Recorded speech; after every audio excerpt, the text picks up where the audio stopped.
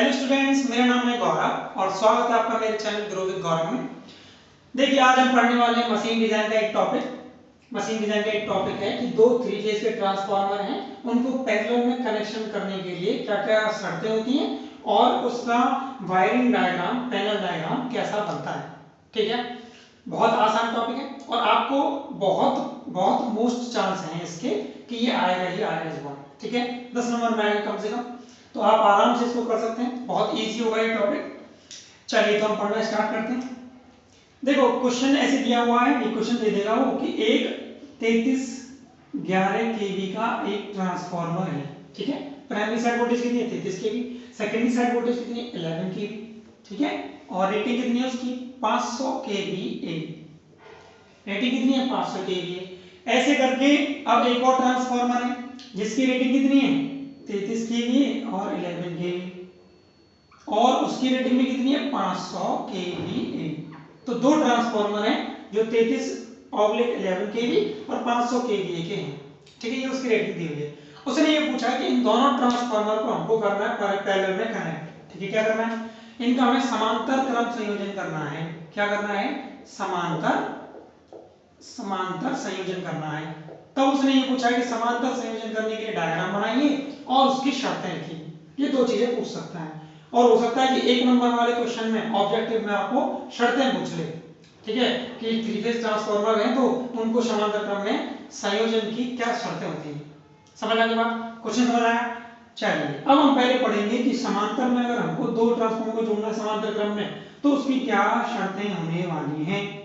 ठीक है, पहला देखिए, दो ट्रांसफार्मर है 3 फेज, उनको हमको अगर समांतर क्रम में जोड़ना है तो दोनों ही ट्रांसफार्मर की वोल्टेज रेटिंग क्या होनी चाहिए। वोल्टेज रेटिंग क्या होनी चाहिए, बताओ मुझको। वोल्टेज रेटिंग होनी चाहिए सेम, दोनों ही ट्रांसफार्मर की वोल्टेज रेटिंग समान होनी चाहिए। इसका क्या मतलब है, इसका मतलब ये है कि अगर एक ट्रांसफार्मर की रेटिंग 33/11 है तो दूसरे ट्रांसफार्मर की कितनी होगी 33/11 ही होगी। अगर अलग रेटिंग के दो ट्रांसफार्मर है तो क्या होगा, देखो क्या होगा, अगर 33 को आपने 22 के साथ जोड़ दिया तो क्या होगा, वोल्टेज का डिफरेंस आएगा और सर्कुलेटिंग करंट फ्लो करना स्टार्ट करेगा।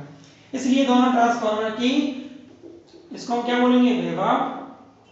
ठीक है, विभव की जो रेटिंग होती है ना वो क्या होनी चाहिए, समान होनी चाहिए। समझ आ गई बात। चलिए दूसरी कंडीशन, दोनों ही ट्रांसफार्मर की फ्रीक्वेंसी, फ्रीक्वेंसी मतलब आवृत्ति, तो दोनों ही फ्रीक्वेंसी क्या होनी चाहिए, समान होनी चाहिए। तो पहला ट्रांसफार्मर अगर 50 हर्ट्ज पर काम कर रहा है तो दूसरा ट्रांसफार्मर भी 50 हर्ट्ज पर होना चाहिए। तीसरी कंडीशन देखो, तीसरी कंडीशन है प्रतिशत प्रतिघात, परसेंटेज इंपीडेंस। प्रतिबाधा, प्रतिशत प्रतिबाधा दोनों ही पढ़ना मित्र की, दोनों ही ट्रांसफार्मर की क्या होनी चाहिए, समान होनी चाहिए। ठीक है, 3 कंडीशन हो गई। चौथी कंडीशन देखिए, चौथी कंडीशन क्या होती है, चौथी कंडीशन होती है, यहां लिख देता हूं मैं इसको आने में। ठीक है, तो इसकी चौथी कंडीशन क्या होती है, चौथी कंडीशन ये होती है कि उनका x/r का जो रेशियो है, x/r का जो अनुपात है ना, रेशियो है, वो अनुपात क्या होना चाहिए, समान होना चाहिए। ये 4 कंडीशन एग्जाम में अगर आ जाएं तो आपको लिख के आनी है, ये चारों कंडीशन। समझ आ गई बात। हो सकता है आपको ये पूछ ले 2 नंबर में या 3 नंबर में, तब आपको ये 4 कंडीशन लिख के आनी है। पहले तो विभव की रेटिंग समान होनी चाहिए, दूसरी फ्रीक्वेंसी समान होनी चाहिए, तीसरी प्रतिशत प्रतिबाधा समान होनी चाहिए, और x/r का अनुपात समान होना चाहिए। x का है यहाँ पे, x है यहाँ पर क्या, रिएक्टेंस, जिसको हम क्या बोलते हैं हिंदी में क्या बोलते हैं बताओ मुझको, जल्दी बताओ, प्रतिघात है ना। और r को हम क्या बोलते हैं, r तो जानते ही हैं रेजिस्टेंस। तो प्रतिघात और रेजिस्टेंस का जो अनुपात है ना दोनों का, वो समान होना चाहिए। समझ आ गई बात। चलिए, तो ये हो गई इस ट्रांसफार्मर में कंडीशन जो होनी चाहिए। अब हम करते हैं कि पैरेलल में अगर हमको कनेक्ट करना है तो डायग्राम कैसा बनेगा, कनेक्शन डायग्राम बना के बता दो सर। मैं बताता हूं बेटा, अभी ध्यान से देखना एक एक चीज, एक बार देखे ना बस, एग्जाम तक नहीं भूलोगे इसको। एग्जाम में भी जाओ जब उससे पहले एक बार इस वीडियो को देख लेना, उसके बाद एग्जाम में पूरा 100% सही लिख के आओगे। तो एक दो चीजें मैं बता दूंगा जहां गलती होने के चांसेस है, ठीक है, वहां ध्यान रखना बस। चलो इसको मिटा देता हूं, क्वेश्चन तो हमको याद, देखो पहले ये समझ लो, अगर मान लो ये पूछे इक्विपमेंट कौन से कनेक्ट होंगे, तो बहुत सिंपल बात है। देखो हमको 3 फेज की रेटिंग में अभी साइड में लिख रहा हूँ उसको, ठीक है, दूसरी साइड में लिख देता हूँ। तो रेटिंग क्या थी, 33/11 का था ट्रांसफार्मर और रेटिंग क्या थी 500 केवी। दोनों ही तरीके से हमने सामान ले लिए अपनी सुविधा के हिसाब से। चलो अब देखो एक बात बताऊं उसको, अगर मुझे करंट नापनी है ट्रांसफार्मर, ठीक है, क्योंकि हमें कनेक्शन करना है तो हमको पता होना चाहिए ना अमीटर कितनी रेटिंग का लेना पड़ेगा या वोल्ट मीटर कितनी रेटिंग का लेना पड़ेगा। तो पहले ये बात समझो, अगर मुझको 11 केवी वोल्टेज नापनी है तो आज तक ऐसा कोई वोल्ट मीटर बना नहीं है जो 11 केवी नापने के लिए बनाया जाए। इतनी खतरनाक वोल्टेज को अगर आप मेजर करने के लिए वोल्ट मीटर बनाओगे तो उसका साइज बहुत बड़ा होगा, और इतना बड़ा साइज होगा तो महंगा भी होगा। इसीलिए हम क्या करते हैं, इस वोल्टेज की रेटिंग को कर देते हैं कम। सर वोल्टेज की रेटिंग कैसे कम होगी, भैया पोटेंशियल ट्रांसफार्मर होता है ना, पोटेंशियल ट्रांसफार्मर, क्या बोलते हैं इसको, पीटी भी बोलते हैं ना, क्या बोलते हैं इसको, पीटी। तो ये पीटी क्या करेगा, ये पोटेंशियल ट्रांसफार्मर क्या करेगा, पीटी इस 11 केवी को घटा के 110 वोल्ट में कर देगा। समझ आ गई बात क्या कह रहा हूं मैं? तो ये 11 केवी वोल्टेज को कितने में ले जाएगा, 110 पे। ट्रांसफार्मर है ना, वोल्टेज का लेवल कम ज्यादा कर सकता है ना, तो ये क्या करेगा 11 केवी को 110 वोल्टेज में चेंज कर देगा। अब तो मुझको एक बात बताओ, 110 वोल्ट नापने के लिए वोल्ट मीटर हम आराम से बना सकते हैं। तो अगर मुझको पीटी लगाएंगे हम और फिर क्या करेंगे, इस पीटी के टर्मिनल पर जो आउटपुट आएगी वो 110 वोल्ट होगी, और इसको नापने के लिए हम क्या करेंगे, इसको नापने के लिए वोल्ट मीटर लगा देंगे। भाई 110 को आराम से नाप ही सकते हैं वोल्ट मीटर से, तो इजीली एक सिंपल किसी वोल्ट मीटर जिसकी रेटिंग 0 से लेके 150 वोल्ट तक हो, उससे हम इसको आराम से नाप सकते हैं। पहली बार समझ में आई, तो आपको पोटेंशियल ट्रांसफार्मर लगाना है। चलिए एक बार समझ आ गई सर। दूसरी बात देखिए, अब हमको अगर करंट नापना है इसका, ठीक है, बताओ उसको प्राइमरी साइड में करंट क्या होगी। देखो ये तुम जानते हो वोल्टेज इनटू में करंट, ये क्या होती है, KVA power S. Voltage into current क्या होती है, पावर होती है ना, ये केवीए पावर। अगर मुझको निकालनी है प्राइमरी साइड में तो बताओ पावर कितनी है, 500 केवीए है सर। तो 500 गुणा 10 की घात 3 लिख दो, डिवाइड बाय वोल्टेज कितनी है बताओ मुझको प्राइमरी साइड में, 33 केवी, मतलब 33 गुणा 10 की घात 3। समझ आ गई बात। इससे इसको अगर कैंसिल आउट कर दो कितना आ जाएगा करंट, देखो मैं बताता हूँ कितना आएगा। तो ये करंट आ जाएगी कितनी, 15 एम्पियर, ठीक है, लमसम कर दो 16 एम्पियर, 17 एम्पियर, 15 एम्पियर, इतनी आ जाएगी। सेकेंडरी साइड में करंट बताओ मुझको कितनी आएगी, सेकेंडरी साइड में करंट निकालेंगे कितनी आएगी, देखो तो सेकेंडरी साइड में करंट आएगी, अगर पावर कितनी होगी, देखो ट्रांसफार्मर हम जानते हैं प्राइमरी साइड हो चाहे सेकेंडरी साइड हो, दोनों ही साइड में पावर क्या होती है, सेम होती है, ठीक है। तो 500 से कितना हो गया, 500 गुणा के 10 की घात 3 डिवाइड बाय सेकेंडरी साइड की वोल्टेज बताओ मुझको कितनी है, 11 केवी, इसका मींस 11 × 10 की पावर 3। तो ये आएगा करीब करीब कितना, 45 पॉइंट, एक बार मैं देख लेता हूं, 45.45, ठीक है, लमसम मान लेते हैं, तो 46 एम्पियर ये करंट आ गया। देखो 16 एम्पियर को आप नाप सकते हैं कोई बात नहीं, लेकिन फिर भी 16 एम्पियर को नापने के लिए भी जो हम एमीटर लगाएंगे उसका साइज बड़ा होगा, और 46 को नापने के लिए तो बहुत बड़ा होगा। तो अब देखो इसके लिए इस 46 एम्पियर करंट को नापने के लिए जो कुछ एमीटर लगाना उसका साइज होगा बहुत बड़ा। इसलिए हम क्या करते हैं, हम यूज करते हैं किसका, करंट ट्रांसफार्मर का। बिल्कुल सही कह रहे हो तुम, ठीक है, ये करंट ट्रांसफार्मर यूज करते हैं, ठीक है। ये क्या करेगा, इस 46 को घटा के कम कर देगा। तो हम ले लेते हैं कि 75 एम्पियर को जो 5 एम्पियर में कन्वर्ट कर दे। इसका मतलब अगर प्राइमरी साइड में 75 एम्पियर होगी तो करंट ट्रांसफार्मर की सेकेंडरी साइड में करंट क्या होगी, 5 एम्पियर हो जाएगी। उस हिसाब से आप कैलकुलेट कर लेना, अगर प्राइमरी साइड में 40 है तो इधर कितनी हो जाएगी, ठीक है, निकालने में 3 एम्पियर के आसपास आ जाएगी, तो 2.5-3 एम्पियर के आसपास करंट आ जाएगी। और उसको हम इस 5 एम्पियर को, या यहाँ पे मान लो 4 एम्पियर करंट आएगी, 4 एम्पियर 3 एम्पियर, इसको हम आराम से किसी भी एमीटर से नाप लेंगे, ठीक है, समझ आए बात। इसका मतलब हमको करंट ट्रांसफार्मर चाहिए और वोल्टेज ट्रांसफार्मर चाहिए, एमीटर चाहिए और वोल्टमीटर चाहिए। ये बात समझ आई यहाँ तक। चलिए अब बनाएंगे हम कनेक्शन डायग्राम, ठीक है। तो चलो शुरू करते हैं कनेक्शन डायग्राम बनाना। तो चलो शुरू करते हैं हम कनेक्शन डायग्राम बनाना, बड़ा आसान काम है, ठीक है। इससे पहले देखो हमने देख लिया है कि करंट की रेटिंग क्या होने वाली है, तो हमको पीटी जरूरत पड़ेगी और सीटी की जरूरत पड़ेगी। अब मैं कनेक्शन डायग्राम बना, उससे पहले एक चीज देख लो आप, हमने जो ट्रांसफार्मर माना था वो कितने का था, 33/11 केवी और 500 केवी का था, ठीक है ना। और चूंकि थ्री फेज ट्रांसफार्मर है, इसका मतलब कनेक्शन इसके या तो डेल्टा में होंगे या स्टार में होंगे। इस केस में हम मान लेते हैं ये delta oblique star connected transformer है, तो उनको हमको पैरेलल में कनेक्ट करना है। बात समझ आ गई? हमने क्या मान लिया? चलिए अब हमने क्या किया, देखो उस हिसाब से मैंने बाइंडिंग बनाई, थोड़ी छोटी बनाऊंगा, ठीक है, इसलिए देखते जाइएगा साथ के साथ में। तो हमने क्या किया, पहले देखो हमने क्या किया, यहाँ से मैंने एक डेल्टा कनेक्टेड बाइंडिंग बना ली। ज्यादा छोटा तो नहीं है ना, काम चलाना पड़ेगा इसी से, क्योंकि मुझे जगह चाहिए और जगह हमारे पास कम है। और ये देखो मैं बना देता हूँ स्टार कनेक्टेड, ठीक है। अच्छा ये बताओ कौन सी साइड हुई फिर? डेल्टा कनेक्टेड है प्राइमरी साइड और स्टार कनेक्टेड है सेकेंडरी साइड। ऐसे ही दूसरा ट्रांसफार्मर देखो, ये डेल्टा हो गया और ये स्टार हो गया, सॉरी ये डेल्टा हो गया और ये मैंने बना दिया यहाँ स्टार। तो एक ट्रांसफार्मर ये है और दूसरा ट्रांसफार्मर ये है। हमने प्राइमरी साइड को सप्लाई दे दी। सप्लाई कहाँ दी? अरे दूंगा, सबर कर ले बेटा, ये रही देखो, अब तो दिख गई, अब दिख रही है सर, तो बेटा सबर करेगा तो दिखेगी ना। ये तीसरी लाइन जा रही जा रही जा रही जा रही, मुड़ गई, ये पहुंच गई, समझ आएगा? चलो करते हैं कनेक्शन। पहला छोड़ लिया, इस लाइन से जोड़ दिया, मैं बोल देता हूँ इसको आर कनेक्शन, इसको वाई, इसको वी। दूसरे को हमने लिया, इसको हमने जोड़ दिया दूसरे फेज से। तीसरे को हमने लिया, इसको हमने जोड़ दिया किससे? तीसरे फेज से। समझ आ गई बात? तो आर वाई वी से कनेक्शन कर दिया। जैसे इसमें जोड़े हैं एज इट इज इधर भी जोड़ दो।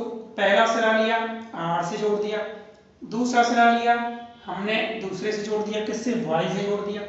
तीसरा सिरा लिया हमने इसको किससे जोड़ दिया? देखो हमने इसको जोड़ दिया बी से। कनेक्शन समझ आया? यहाँ पर कोई दिक्कत अब तक? कोई दिक्कत नहीं सर, ये तो बहुत आसान था। अब इसके बाद हमको क्या करना है, सेकेंडरी साइड में ऊपर जगह की जरूरत पड़ेगी, हटा देता हूँ इसको मैं, इसको भी हटा देता हूँ। अब देखो यहाँ भी हम एक सप्लाई ले लेते हैं, एक फेज ही रहा, टेढ़ी हो गई, ठीक है, और ये रहा दूसरा फेज,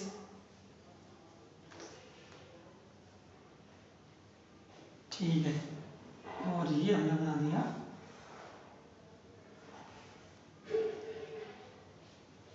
तीसरा फेज।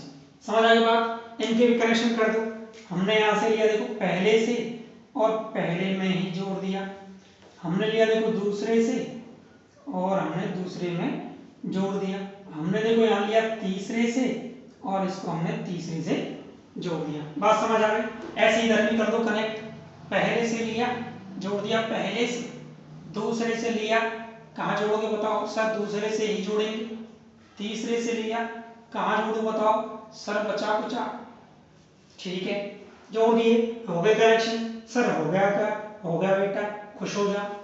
अबे नहीं हुआ अभी। अब देखो हमको कनेक्ट करने हैं सीटीपीटी। अब देखो हम ये डायग्राम बन गया, ठीक है, थ्री फेज का, हमने दोनों को पैरेलल में कनेक्ट कर दिया। अब दिक्कत क्या है? दिक्कत ये कि मान लो तुमने जोड़ दिया डायरेक्ट और दोनों की वोल्टेज सेम नहीं हुई, तो क्या हुआ? जल जाएगा बेटा, सर्कुलेटिंग करंट फ्लो करेगा जो बहुत तगड़ा, ठीक है, हार्मोनिक्स आएंगे, सिस्टम पर असर पड़ेगा, ये तो जलेंगे वाला। समझ आएगा? तो हमको क्या चेक करना है? हमको ये चेक करना है कि दोनों की वोल्टेज बराबर होनी चाहिए। जब तक दोनों की वोल्टेज बराबर नहीं हो तब तक दोनों को कनेक्ट नहीं करना है पैरेलल में। उसके लिए क्या कंडीशन है? उसके लिए यहाँ पे बेटा ऐसा कर, एक अपन क्या करते हैं, एक हमने यहाँ पे लगा दी एमसीबी या फिर स्विच लगा दिया, ठीक है, आईसीटीपी। तो हमने यहाँ लगा दिया एक आईसीटीपी स्विच लगा दिया, ठीक है। क्यों लगाया सर? जिससे कि जब हमें जरूरत पड़ेगी ना तभी हम इसको कनेक्ट करेंगे। ऐसे ही देखो यहाँ भी हम क्या करेंगे, स्विच लगा देंगे। जब हमें लगेगा कि दोनों की वोल्टेज बराबर हो गई है, दोनों ही ट्रांसफार्मर की जब वोल्टेज बराबर हो जाएगी, उस केस में हम उसको क्या करेंगे, पैरेलल में कनेक्ट कर देंगे। तो पहली कंडीशन वोल्टेज की थी। दूसरी किसकी थी? कि दूसरी ये थी कि दोनों की फ्रीक्वेंसी क्या होनी चाहिए, सेम होनी चाहिए। तीसरी कंडीशन क्या थी? तीसरी कंडीशन ये थी परसेंटेज इंपीडेंस समान होनी चाहिए। चौथी कंडीशन क्या थी? x अपन r का रेशो समान होनी चाहिए। एक कंडीशन उसमें मैं भूल गया, पांचवी बताना आपको, ये सबसे ज्यादा ये उतनी ही ज्यादा इंपॉर्टेंट है जितनी की वोल्टेज है, ठीक है, इसका ध्यान रखना आप। फेज सीक्वेंस, फेज सीक्वेंस क्या होना चाहिए, समान होना चाहिए, सेम होना चाहिए। इसको जरूर से लिखना, 100% लिख के आना है। एक बार तो आप x अपॉन r वाली को भूल जाना, प्रतिशत प्रतिघात वाली को भूल जाना, लेकिन ये 100% लिखनी, इसको मत भूलना जैसे मैं बोल रहा हूं। समझ आएगा? चलो कोई बात नहीं, इसकी जरूरत पड़ेगी अभी। चलो ठीक है, समझते जाना एक एक पॉइंट, आराम से समझ आएगा। ये 100% एग्जाम में करके आओ। अब देखो पहली कंडीशन क्या थी कि वोल्टेज समान होनी चाहिए, उसके लिए हमको वोल्टेज नापनी पड़ेगी, और वोल्टेज नापने के लिए हमको लगाना पड़ेगा पीटी। तो लगाओ बेटा पीटी। देखो ये पीटी की प्राइमरी वाइंडिंग है, ऐसे ही देखो दूसरे केस से आएगी प्राइमरी वाइंडिंग, ऐसे ही देखो तीसरे केस से ले लेंगे हम। ठीक है, ये हो गई थी पीटी की प्राइमरी वाइंडिंग। ठीक है, अब देखो पीटी की सेकेंडरी वाइंडिंग बनाओ, ये पीटी की सेकेंडरी वाइंडिंग हो गई। समझ आ गई बात? और इनको हम क्या देंगे, एक यहाँ पे होगा सेलेक्टर स्विच। क्या बोल दिया सर हमने, सेलेक्टर स्विच बेटा। ये क्या होता है, सेलेक्टर स्विच, यहाँ लिख देता हूं मैं सेलेक्टर स्विच। सर ये क्या काम आता है, जैसा इसका नाम है वैसा इसका काम है। ये सेलेक्ट करेगा स्विच कि किन दो लाइन के बीच की वोल्टेज हमको नापनी है। समझ आएगा? जैसे कि मान लो मुझको चाहिए कि ये R है, ये Y है, ये B है, तो मुझको चाहिए कि मैं R और Y इन दोनों के बीच की वोल्टेज चाहता हूं, तो हम क्या करेंगे, सेलेक्टर स्विच से दबा देंगे R और Y। समझ आएगा बात? स्विच को हम दबा देंगे तो R और B की मिल जाएगी, ऐसे स्विच को हम दबा के R और Y B की बीच वोल्टेज हम निकाल सकते हैं। तो जिन दो लाइन के बीच में हमको वोल्टेज निकालनी है, सेलेक्टर स्विच के थ्रू हम उनको सेलेक्ट कर सकते हैं। तो यहाँ से निकलेंगे दो टर्मिनल, ये दो टर्मिनल निकले, इनके बीच में हम कनेक्ट क्या कर देंगे, वोल्ट मीटर कनेक्ट कर देंगे। ये वोल्ट मीटर क्या करेगा, इस सेलेक्टर स्विच सेलेक्ट कर लिया कि इन दो लाइन के बीच की वोल्टेज नापनी है, और ये वोल्ट मीटर उनको नाप देगा। सर इनकी रेटिंग बता दीजिए, ले बेटा रेटिंग देख ले। बताओ ये प्राइमरी साइड थी, कितनी वोल्टेज थी, 33 केवी थी सर। सेकेंडरी साइड बताओ सर, हमको याद है 11 केवी थी, तो ये प्राइमरी साइड में होगा 11 केवी। कितने में चेंज कर देगा इसको, सर 110 वोल्ट बताया था आपने, 110 वोल्ट में चेंज कर देगा। तो सर ये वोल्ट मीटर कितना लें बेटा, 110 से तो थोड़ा सा ज्यादा ही ले लो, 110 से ज्यादा ले लिया हमने कि 0 से 150 वोल्ट तक का अगर वोल्ट मीटर है, उसको हम क्या करेंगे, यहाँ पे कनेक्ट कर देंगे। बात समझ आ गई? चलो तो अगर बात समझ आ गई तो आगे देखो। और क्या सर, हमने वोल्टेज तो नाप दी, सर इसकी भी तो नापो, ले बेटा इसकी नाप देता हूं।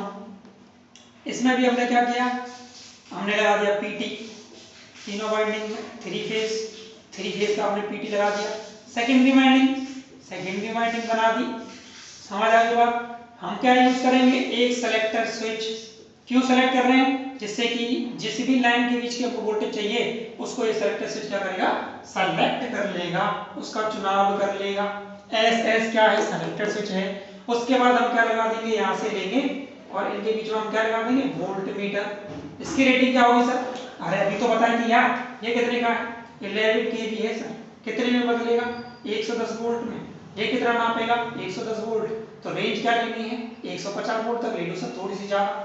समझ आ गई बात? तो हमने दोनों की वोल्टेज नाप दी। अगर दोनों की वोल्टेज बराबर है तो हम क्या चेक करेंगे, दूसरी कंडीशन के लिए हम फ्रीक्वेंसी मीटर लगा के रखते हैं, जिसको हम डायग्राम में नहीं दिखा रहे।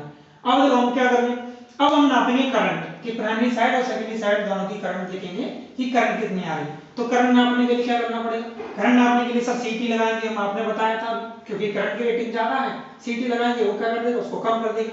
सीटी लगा दीजिए सर।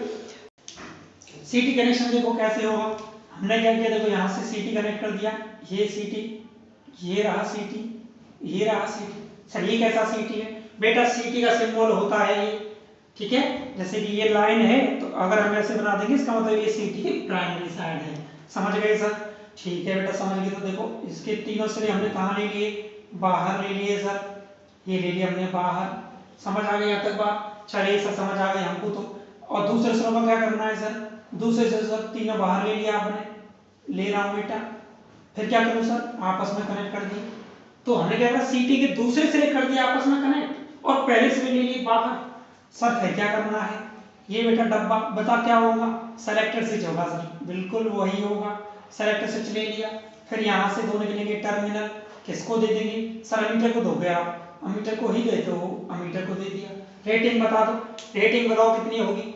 ये जो हम सीटी लेने वाले हैं, इस सीटी में हम रेटिंग लेंगे 75/5 एम्पियर। इसका मतलब अगर प्राइमरी साइड में 75 एम्पीयर करंट होगा तो सेकेंडरी साइड में कितने कर देगा 5 एम्पीयर। अब हमने क्या देखा था, देखो ये ट्रांसफार्मर की सेकेंडरी साइड है ना इस मेन ट्रांसफार्मर की, इसमें हमने करंट कितना निकाला था 45.45 एम्पीयर करंट, ठीक है। उसको ये सीटी कितने में चेंज कर देगा 3.5 एम्पीयर करीब करंट हो जाएगा, निकाल लेना खुद। तो हम इस अमीटर की रेटिंग क्या ले लें, रेंज क्या ले लें 0 से 5 एम्पीयर, इतना रेंज का मीटर इसको आराम से नाप देगा। सेलेक्टर स्विच क्या करेगा, जिससे वी लाइन की आपको करंट नापनी है उसको आप सेलेक्टर स्विच के थ्रू सेलेक्ट कर सकते हैं। बात समझ आ गई। तो सर क्या हम दूसरे ट्रांसफार्मर भी करेंगे, बिल्कुल करेंगे। तो सर क्या ऐसे ही बनेगी, हाँ। तो सर मैं खुद बना लूं क्या, बनाओ बेटा, वीडियो को पॉज करो और खुद बनाओ। चलो देखो ये हो गई सीटी, ये भी हो गई सीटी और ये भी हो गई सीटी। दूसरी साइड ली हमने तीनों तरफ से और क्या कर दिया आपस में तीनों को कनेक्ट कर दिया। पहली साइड को हमने ले लिया बाहर, पहली साइड को हमने कहां ले लिया बाहर ले लिया सर। उसके बाद कहां दे देंगे सेलेक्टर स्विच सर। ये सेलेक्टर स्विच काय को लगाया सर, सेलेक्ट करोगे आप कि कौन सी लाइन की आपको करंट नापनी है, इसलिए आपने सेलेक्टर स्विच लगा दिया है। यहां से कितने टर्मिनल निकलेंगे 2, किस में दे देंगे अमीटर में। अमीटर क्या करेगा करंट को नाप देगा सर। क्या रेंज होगी इसकी सर, अभी तो बताया था आपने 0 से 5 एम्पीयर हो गई, ये तो मैं समझ गया हूं। अब इसकी रेटिंग बताओ मुझको 75 बाई, इसको नीचे लिख दूंगा, ठीक है, इस स्पेस की जरूरत पड़ेगी तो 75 बाई 5 एम्पीयर। सर यहां तक बात समझ आ गई। आपने वोल्टेज नाप ली, वोल्टेज इसलिए नापे जिससे कि दोनों के वोल्टेज बराबर हो जाए, तो उसके बाद हम ट्रांसफार्मर को कनेक्ट कर दें। देखो हम क्या करते हैं, दोनों ट्रांसफार्मर की सेफ्टी के लिए हमको सर्किट ब्रेकर लगाना पड़ेगा। और ट्रांसफार्मर में, पावर ट्रांसफार्मर में हम क्या यूज करते हैं ऑयल सर्किट ब्रेकर। क्या यूज करते हैं oil circuit breaker, oil circuit breaker. Sir दोनों ट्रांसफार्मर में यूज करेंगे, हाँ बेटा बिल्कुल यूज करेंगे ऑयल सर्किट ब्रेकर। तो ये ऑयल सर्किट ब्रेकर हमने लगा दिए, फिर स्विच लगा दिए। स्विच क्यों लगाया हमने, या आईसी की स्विच में लगाया जिससे कि जब हम चाहें इसको ऑन ऑफ कर सकते हैं मैन्युअली खुद से। चलो, और सर्किट ब्रेकर का काम आया जब फॉल्ट आया। तो दोनों तरफ हमने सीटी लगा दी, दोनों तरफ हमने पीटी लगा दी। अब हमको क्या करना है, देखो ऐसे, देखो आप चाहो तो इस प्राइमरी साइड में भी सीटी लगा के करंट मेजर कर सकते हो, ठीक है। अब देखो हम क्या करेंगे सर, इस साइड में हम सर्किट ब्रेकर नहीं लगाएंगे क्या, बिल्कुल बेटा, इस साइड में भी लगा दो तुम एक सर्किट ब्रेकर, ठीक है। ऐसे ही इस साइड में भी लगा दो एक circuit breaker, oil circuit breaker लगा दो। ऐसे देखो सर इस साइड में स्विच नहीं लगेंगे क्या, जैसे यहाँ हमने स्विच लगाए हैं, क्या इधर भी स्विच नहीं लगेंगे क्या, बिल्कुल लगेंगे बेटा। इधर भी लगा दे तू एक स्विच, ले मैं लगा देता हूँ, ये लग गए स्विच तीनों। सर ये स्विच ऐसे होते हैं क्या बेटा, सिंबल स्विच का हम ऐसे बना देते हैं, ठीक है। ये आईसीटीपी स्विच हो जाएंगे, ठीक है। तो ये कनेक्शन डायग्राम है किसका, 3 फेज ट्रांसफार्मर को पैरेलल में कनेक्ट करने का। सर मैं याद क्या रखूं, कोई चीज ऐसी है जो मैं गलती कर सकता हूं, समझ लेना बेटा। यहाँ अगर पहली आपने आर से जोड़ी है तो यहाँ भी आर से जोड़ना, क्योंकि फेज सीक्वेंस दोनों ही ट्रांसफार्मर का समान होना चाहिए। ऐसे इस वाले में भी देखो बेटा, अगर इसकी प्राइमरी इसकी अगर आपने एक वाइंडिंग, इसको अगर आपने किससे जोड़ा है आर से जोड़ा है, तो इसको भी आर से ही जोड़ना। दूसरी को अगर तुमने जोड़ा है वाई से, तो यहाँ भी वाई से ही जोड़ना। समझ आ गई बात, ठीक है। तो ये डायग्राम बनेगा किसका, ये कनेक्शन डायग्राम है किसका, 3 फेज 2 ट्रांसफार्मर अगर हैं उनको पैरेलल में कनेक्ट करने का। आगे बात समझ में, चलिए इस लेक्चर के लिए इतना ही, ठीक है। आज के लेक्चर में हम 10 नंबर कवर कर लिए। धन्यवाद। अगर समझ आ गया हो तो लाइक कर दीजिएगा वीडियो को, अगर आपको लगता है किसी और के काम आ सकती है तो शेयर कर दीजिएगा, और अगर चैनल को सब्सक्राइब नहीं किया है और अगर आप चाहते हो कि मैं और आगे जब वीडियो डालूं तो आपको पता चल जाए, तो चैनल को सब्सक्राइब भी कर दीजिए। आज के लिए इतना ही, बहुत बहुत धन्यवाद।